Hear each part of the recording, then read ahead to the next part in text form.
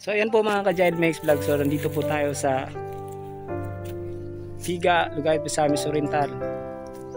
So nandito po tayo, pupunta po tayo sa bundok guys. So may pupuntahan po tayo. So ayan, so importante po yung pupuntahan natin, lilingapin natin ngayon mga ka-Giant Mix Vlog. Ayan o. Sobrang tuktok po yung ating pupuntahan mga ka-Giant Mix Vlog. So punta po tayo sa bukid.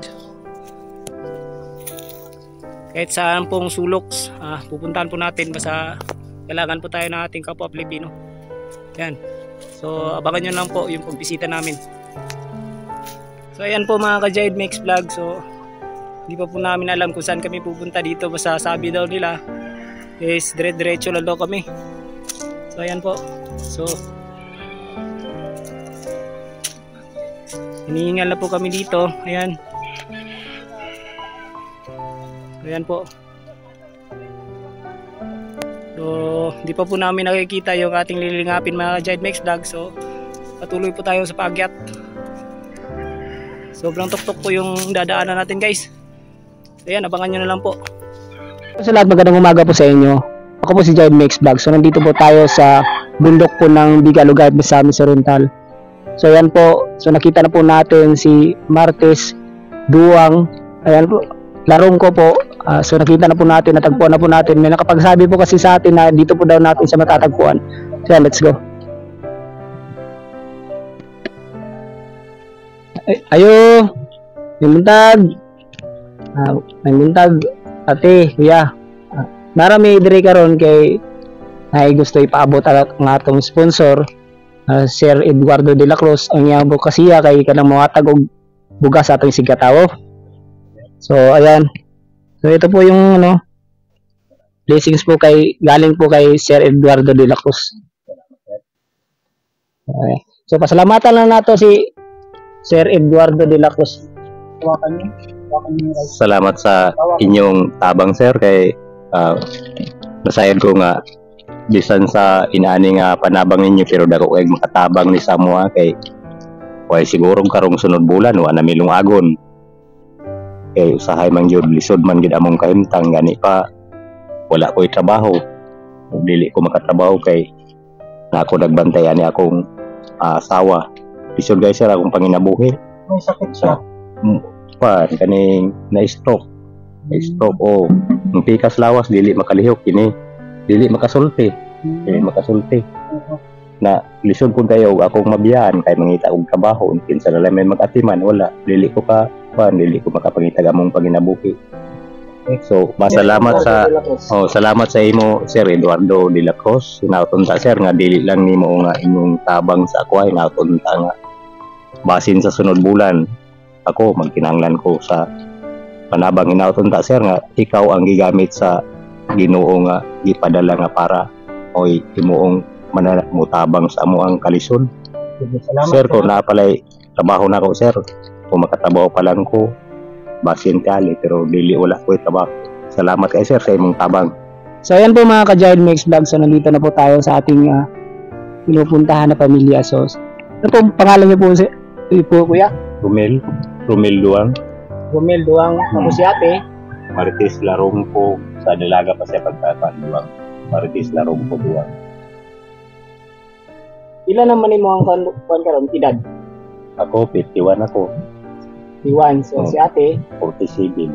7. Karon ang imo ang kuan panginabuhi diri sa imo ang kuan. Padlo-adlaw nimo unsa man yung Wala na gid sir tapi na bulan kay sakit man akong kuan pero kabaloon ta ko mamanday. Pero nagtambay naman tapi na bulan ang tambay kun wala lagi mo tabang sama sir. Siguro dili lang kay siya ra ang ma-disgrasya kami ng duha kay wala naman nakita ko. Pero basin niya kung sir nga tamo ang gigamit sa Ginoo para paimo kung tabang sa mga gusto. So yun. ilan makabuki mong mga anak? Kanin, kuhan man minyo naman idaan siya nga kuhan yang anak sa unang pagkabuok sa amo karon. Bali pila ka? Punom na tanan. Punom. Oh, pero hindi ko nato magkakita Naaman sila sa sulod, sir. Pwede matawag man. Kaya, alin mo kaya, dyan. Ito yung mga ka-Jaid Mix Vlog. So, ito po yung mga anak po ni Kuya at Ate. So, ayan po. So, nabanggit po ni Tatay, mga ka-Jaid Mix Vlog, na sa kanya po ay dalawa. Saan po sa inyo ito, sir? Ito? Tapos yung isa? Wala po dito. So, sa'yo, Ate, ito? Dili ka sa iyang anak ni. Kani ang iyang. Ito. So, sa may pangalan ni mo? John Borsinilla. Janjan. Ikaw dong? Martel Doang. So, nang pangalan ni mo? Rachel Bibayan. Bibi. Ano ba ang Bibi? Ano nga lang, baby?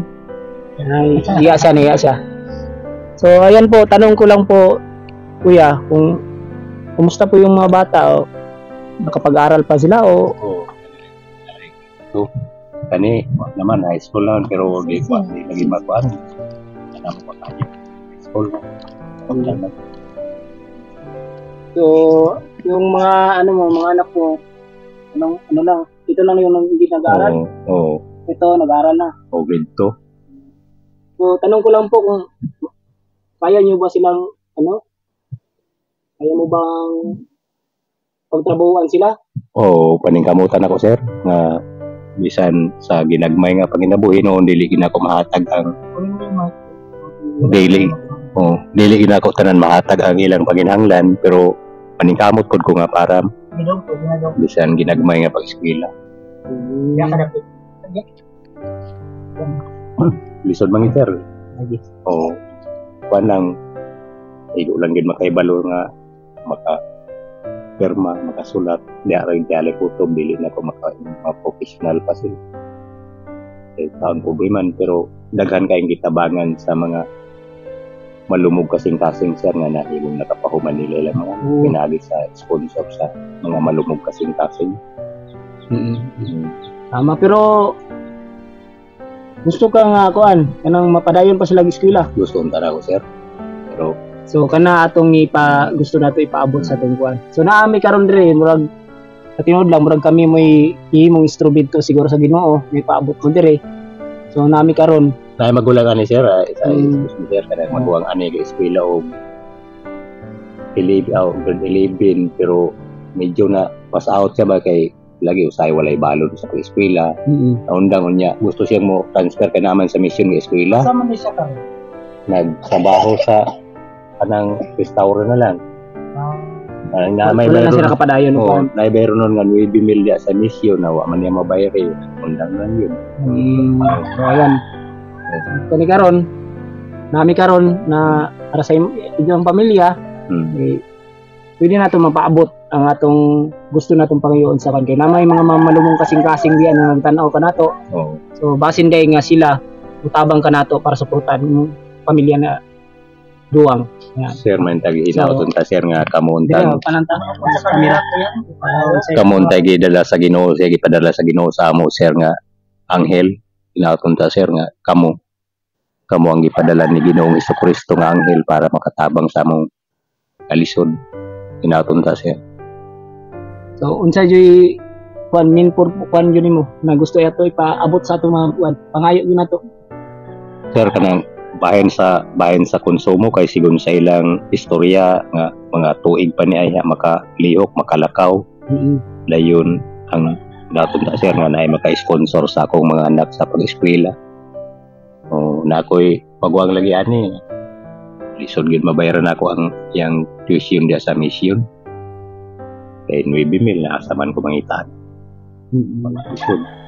So ang imo supply sa konsumo ninyo. O mapadayon na imong mga anak sa pag-eskwela. Kana sir, kana gyud pinakain for financial. So ayan po mga ka-Jaid Mix Vlog. So ang gusto po ng pamilya na to is gusto nila po na makapagtapos yung mga anak nila sa pag-aaral. Kasi po hindi na po daw kaya ni Kuya yung mga gastusin sa pag-aaral kasi yun nga po is wala po silang panghanap buhay. So ayan po. Tapos si Ate, ito pa isang taon pa daw siya makakagalaw nito, makakatayo. Ano siya? Oo. Sir, wala. Paano? Saan ba niyo kinukuha yung pagkain? Tagaan min na silingan na mo tag 2 kilo. So, Pasalamat tayo ngayon. Oo. so ayan po mga ka-Jive Mix Vlog. So napapasalamat po talaga tayo kay Sir Eduardo de la Cruz dahil po sa binigay niya na bigas kasi si Kuya hindi talaga makapaghanap buhay. So umaasa lang po sila sa may nagbibigay sa kanila para po makakain sila araw-araw. So ayan po. So sana po matulungan po natin yung pamilya na to. Mga sponsors diyan, lalo na po kay Sir Jun Abril, kay Ma'am Jocelyn Caballero, sa aming team, Walang Iwanan 2.0. Ang aming founder po si Ma'am Erlyn Lunar. At sa founder po ng Team Anabi na nagbigay po dito sa ating bigas, ang advocacy niya po is magbigay po ng bigas sa ating kapwa Pilipino, si Sir Eduardo de la Cruz. Ayan Sir, Ma'am, sana po matulungan po natin yung pamilya na to. Kailangan po nila tayo, sana po pansinin po natin yung pamilya na to. Ayan, so last na natin po, yung message natin sa ating mga viewers para pasinday na yung mga malumong kasing-kasing yun na tanaw na to. Sa tanan nga nagtanaw na ning kuan inautunta nga kung naamoy malubong kasing-kasing. Mga ko ginagmay lang nga tabang sa inyo kay for lisod nagkalisod gid midani karon. Nasayad ko nga daghan usab ang mga lumong kasing-kasing nga ginamit sa Dios. Inautunta nga namoy tabang sa mo bisan sa ginagmay lang nga panginahanglan namo sa inadlaw-adlaw nga panginahanglan. Aside ko nga daghan kayong tao nga gigamit sa Dios para makatabang sa sama ka namo nga nagka lisod dili na ko makapangitag trabaho. Kay yati man ako akong misis gani pa wala nang iyang anak nga babae. Maglisod ko asa-asa ning isa kay pagpalingkod arsahon. Paigda arsahon. Lisod yun. Lisod ang panginabuhi labi na unya ka kung mangita pa og trabaho unsaon na lang kung unya lisod pod pagitaon ng trabaho karon sa pagkakaroon lisod pangitaon ng trabaho pero kung naay trabaho unya mabiyaan na o kirapan nga makapangita na og trabaho pero sa pagkakaroon dili pa 1 year pa kuno tagalan.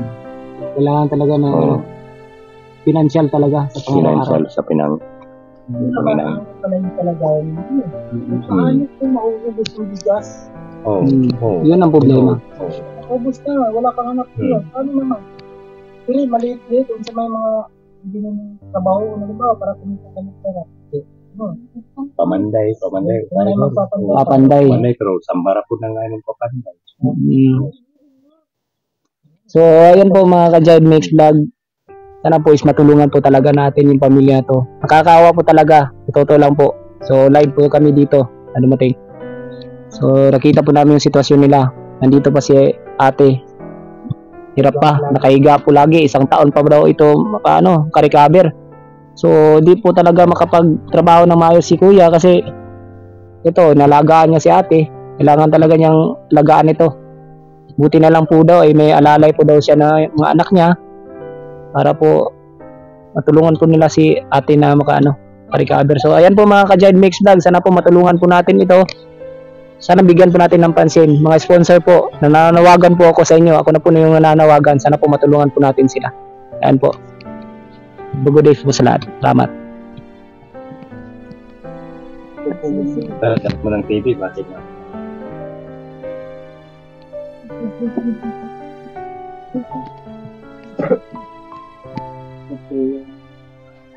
Lagayan ng plato. Ito yung lagayan ng plato nila. Ito yung lamisa. Maliit lang yung bahay nila pero malinis naman. Nakakaawa pong kanilang kalagayan talaga. So, nakakaawa talaga ang kanilang kalagayan, lalo na sa kanyang asawa. Ayan, nakahiga lang lagi. Ilang taon na po siya, tatay, nakahiga? So, 1 buwan na daw siya nakahiga. So, bago lang pala siya, nagkasakit. So, hindi na siya pinapagamot. Dinala sa ospital, hindi. Dinala niyo sa probinsya. So, kung sa may suggestion sa doktor, sa utok niya, brain. So, stress siya ate. Sa problemado lang, Diyan na nakukuha sa problema kasi. So, ate, kuya, magdasal lang tayo halagi sa Panginoon. Huwag kayong mawala ng pag-asa. Alang-alang sa inyong mga anak. Magdasal tayo sa Panginoon na sana bibigyan pa kayo ng lakas ng loob, pangangatawan. At I hope na mayroon talagang maaawa at tutulong, handang tutulong po sa inyo. So magdasal lang po tayo ate. Marami pong salamat sa inyo. At kami po nakakarating dito. Talagang sinadya namin pumunta rito kahit bundok, tuktok, hirap pagpunta rito. Pero nawawala ang pagod nung nakita na namin kayo sa kalagayan ninyo. Marami pong salamat sa inyo. God bless. Thank you.